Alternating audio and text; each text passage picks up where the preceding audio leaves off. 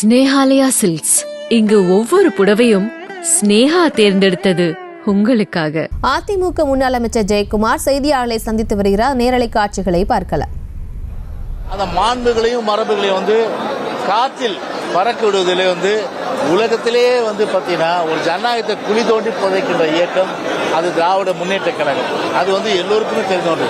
அந்த வகையில் ஆண்டாண்டு காலமாக அது விதிகளில் இல்லை, ஆனால் மரபுபடி அது எதிர்கட்சி துணைத் தலைவர் பதவி என்பது அது எங்களுக்கு எங்களுடைய உரிமை. அது அந்த உரிமை 30 மாசமா மறுக்கப்பட்டிருக்கு. 1 மாசம் 2 மாசம் இல்ல, 30 மாசமா மறுக்கப்பட்டிருக்கு.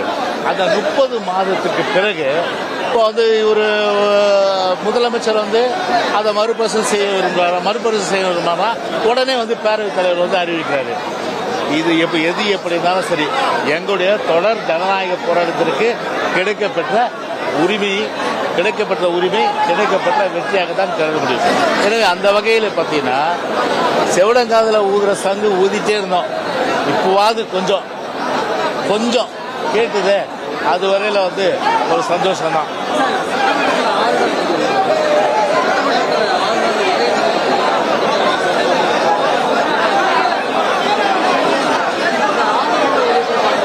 இப்போ ஒரு விஷயம் நீங்க தெரிஞ்சுக்கினீங்க, ஒரு சட்டமன்றம் என்பது ஒரு மாண்புகள் மரபுகள் இதெல்லாம் காலகாலமாக கடைபிடிக்கப்பட்டு வருகின்ற ஒரு நிகழ்வு, ஒரு இடம் அது.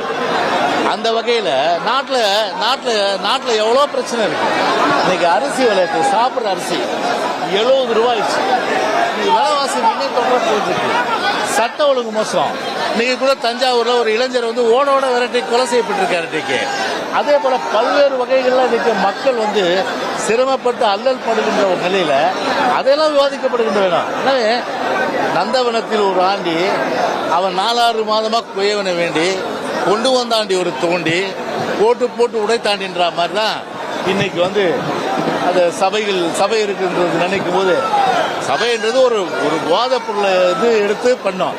ஆனா அதுக்கு திசை திருப்புற வேலையை தான் இன்னைக்கு இவ்வளவு பிரச்சனைகள் இருக்கு.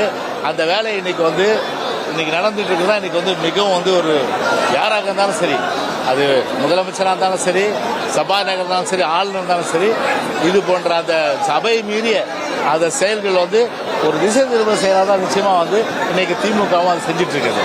முதல் முறையாக ஒரு ஆளுநர் உரையே அவை நீக்கப்பட்டிருக்கு. ஒரு முன்னாள் சபாநாயகரை நீங்க எப்படி பாக்குறீங்க? இல்லைங்க, இப்போ பொதுவாக அதான் சொல்றேன், பேரவைத் தலைவர், முதலமைச்சர், ஆளுநர், அந்த 3 பேரை அது எங்களுடைய எதிர்கட்சி தலைவர் சொல்லிட்டாரு. அவருடைய அந்த ஆளுநர் நடவடிக்கைன்னா அவர்கிட்ட தான் போய் கேட்கணுன்றது. அதுல நான் போக விரும்பல. ஆனா பொதுவாகவே இந்த மூவர் பொதுவாகவே ஒருங்கிணைக்கப்படாததால் இன்றைக்கு படுறது மக்கள் கஷ்டம். இன்னைக்கு விவாதிக்கிறதுக்கு ஒரு இதாகி போகுது. இப்போ அதுல ஒரு விஷயம் சொல்லியிருக்காரு. அது என்னன்னா, இவங்க தயாரித்த உரையில என்ன சொல்லியிருக்காங்க, இவங்க பொதுவாக விலைவாசி கட்டுக்குள் வைக்கப்பட்டிருக்கு. விலைவாசி கட்டுக்குள். அப்புறம் அதாவது பொருளாதாரத்தில் முன்னேற்றம் இருக்கு. என்ன பொருளாதாரத்தில் முன்னேற்றம்? ஒரு குடும்பம் தான் இன்னைக்கு ஒரு பொருளாதாரத்தில் ஆசியாவில் மிகப்பெரிய பணக்கார குடும்பங்கள் இல்லையா. சாதாரண மக்களிடத்தில் இன்னைக்கு பணப்புழக்கம் இருக்கா? இல்லை. அந்த வகையில் பார்த்தோம்னா இதெல்லாம் ஒரு உண்மைக்கு மாறான விஷயங்கள். அந்த உண்மைக்கு மாறான விஷயங்கள் அவர் சொன்னதுன்றது நல்ல விஷயம்.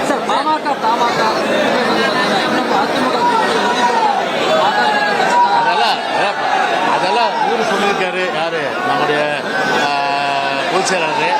மகத்தான கூட்டணி அமையும். உங்களுக்கும் யாரெல்லாம் எங்க கூட இருக்காங்கன்றது உங்களுக்கு தகவல் தெரிவிக்கப்படும். Okay,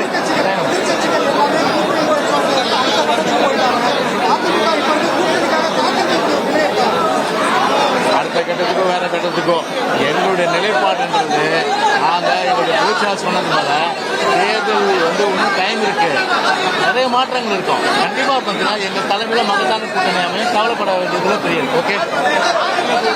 Snehalaya silks.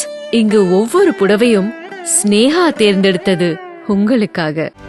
செய்திகளை உடனுக்குடனும் துல்லியமாகவும் தெரிந்து கொள்ள சப்ஸ்கிரைப் பண்ணுங்க.